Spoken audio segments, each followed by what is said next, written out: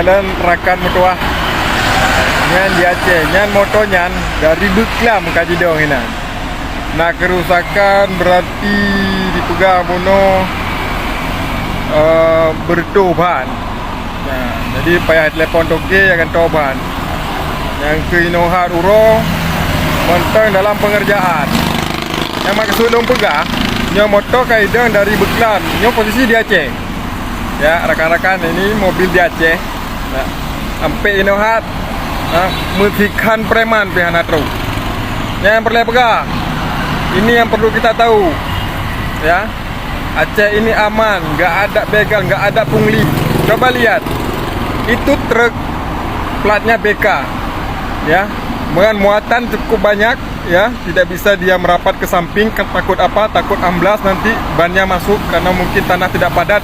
Maka berdirilah dia di mana dia bisa berhenti. Kita lihat posisi ban sebelah ke badan jalan, sebelah lagi ke deram, ya. Tetapi ini tidak jadi masalah di Aceh. Tidak ada pungli, ya. Tidak ada preman yang datang di sini. Tidak ada oknum-oknum yang datang kemari kepada sopir ini untuk meminta haknya.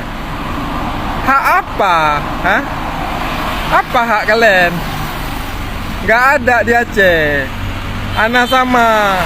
Nggak sama Aceh ini, Bung. Nggak sama kayak di luar. Kalau di luar ini udah mentak lah, uang jaga malam lah, ya kan, uang parkir lah, ya kan, jatah inilah, jatah itulah, banyak kali cakap. Ini kalian lihat ini, ya. Makanya aku bilang Aceh ini tempat paling nyaman, tempat paling aman.